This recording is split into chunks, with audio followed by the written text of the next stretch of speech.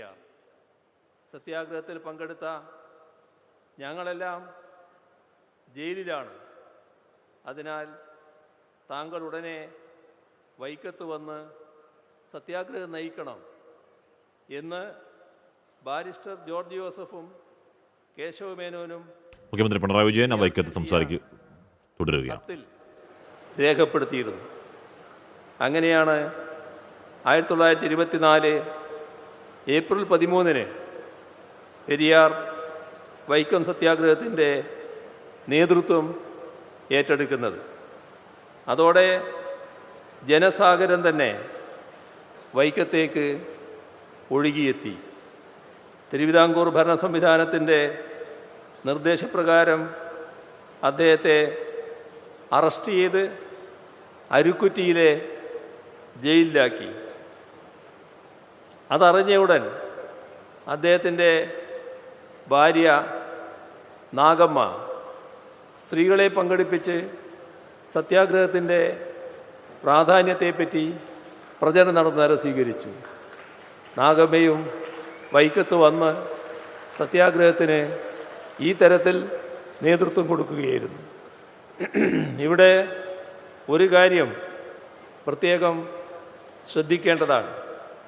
പെരിയാറിൻ്റെ സാമൂഹ്യ ഇടപെടലുകളെക്കുറിച്ച് സംസാരിക്കുമ്പോൾ പെരിയാറെക്കുറിച്ച് മാത്രം പരാമർശിച്ചാൽ പോരാ, പെരിയാറുടെ ഭാര്യ നാഗമ്മയെക്കുറിച്ചുകൂടി പറയേണ്ടതുണ്ട്. മഹാരാഷ്ട്രയിൽ ജ്യോതിബ ഫൂലെയും സാവിത്രിബായി ഫൂലെയും ഭാര്യ ഭർത്താക്കന്മാർ എന്ന നിലയ്ക്ക് സമൂഹത്തിൽ സംയുക്തമായി ഇടപെട്ടതുപോലെ തന്നെയാണ് തമിഴ്നാട്ടിൽ പെരിയാറും നാഗമ്മയും ഇടപെട്ടത്.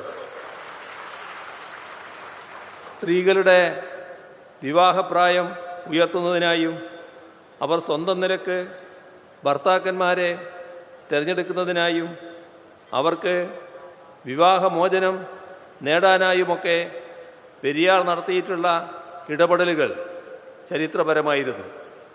പെരിയാറിൻ്റെ അത്തരം ഇടപെടലുകളിലെല്ലാം തുല്യ പങ്കാളിയായിരുന്നു അദ്ദേഹത്തിൻ്റെ ഭാര്യ നാഗമ്മ. ആ പങ്കാളിത്തം ഇവിടെയും വൈക്കത്തും നമുക്ക് കാണാൻ കഴിഞ്ഞു. അരുക്കുറ്റിയിൽ നിന്ന് ജയിൽ മോചിതനായ പെരിയാർ വീണ്ടും സത്യാഗ്രഹത്തിൽ സജീവമായി. അതോടെ ഭരണകൂടം അദ്ദേഹത്തിന് ദേശഭ്രഷ്ട് കൽപ്പിച്ചു. ഈ ഉത്തരവ് പെരിയാർ ലംഘിച്ചു. അതോടെ തിരുവിതാംകൂർ ഭരണകൂടം അദ്ദേഹത്തെ വീണ്ടും ജയിലിലടച്ചു. നേരത്തെ ഇവിടെ പ്രദർശിപ്പിച്ചതിൽ കണ്ടതുപോലെ രാജാവിൻ്റെ മരണത്തോടനുബന്ധിച്ചാണ് പിന്നീട് പെരിയാറിനെയും മറ്റ് സത്യാഗ്രഹികളെയും മോചിപ്പിച്ചത്. ഈ വിധത്തിൽ ത്യാഗോജ്വലമായ നേതൃത്വമാണ് വൈക്കം സത്യാഗ്രഹത്തിന് പെരിയാർ നൽകിയത്. വൈക്കം സത്യാഗ്രഹത്തിൻ്റെ ശതാബ്ദി ആഘോഷവേളയിൽ വൈക്കം സത്യാഗ്രഹത്തിൻ്റെ മറ്റൊട്ടേറെ മാനങ്ങൾ വളരെ വിശദമായി പറഞ്ഞു കഴിഞ്ഞതാണ്. അതുകൊണ്ട് തന്നെ അന്നത്തെ രാഷ്ട്രീയ സാമൂഹിക പശ്ചാത്തലത്തെക്കുറിച്ച് എല്ലാം വിശദമായി സംസാരിച്ച് കഴിഞ്ഞതായതുകൊണ്ട് വീണ്ടും അതിലേക്ക് വിശദമായി കടക്കുന്നില്ല. എന്നാൽ ഒരു കാര്യം പ്രത്യേകമായി സൂചിപ്പിക്കേണ്ടതുണ്ടെന്ന് തോന്നുന്നു. വൈക്കത്ത് അമ്പലത്തിന് ചുറ്റുമുള്ള വഴിയിലൂടെ നടക്കാനുള്ള സ്വാതന്ത്ര്യം നിഷേധിക്കപ്പെട്ടിരുന്നത് സ്വാഭാവികമായും ഈ പ്രദേശത്തുള്ളവർക്കായിരുന്നു, അതായത് മലയാളികൾക്കായിരുന്നു. എന്നാൽ ആ പ്രശ്നത്തെ കേവലം മലയാളികളുടെയോ തിരുവിതാംകൂറിൻ്റെയോ ഒക്കെ പ്രശ്നമായി ചുരുക്കിക്കാണുകയല്ല പെരിയാറും മറ്റ് സമര നേതാക്കളും ചെയ്തത്. അതിനെ രാജ്യത്തിലെ ജനങ്ങളുടെ ആകെ പ്രശ്നമായാണ് അവർ കണ്ടത്. അതുകൊണ്ടാണ് ദേശീയ നേതാക്കൾ തന്നെ അതിൻ്റെ ഭാഗമായതും സിഖുകാർ ഉൾപ്പെടെ സഹായവുമായി എത്തിയതും.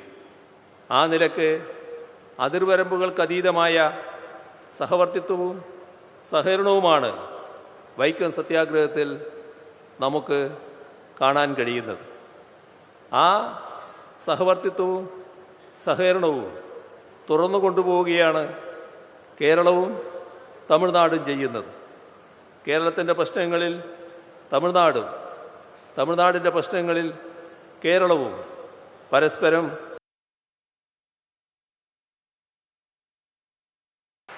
ആ നിലക്ക് സഹകരണാത്മക ഫെഡറലിസത്തിൻ്റെ യഥാർത്ഥ ദൃഷ്ടാന്തങ്ങളായാണ് ഈ രണ്ട് സംസ്ഥാനങ്ങളും മുന്നോട്ട് പോകുന്നത്.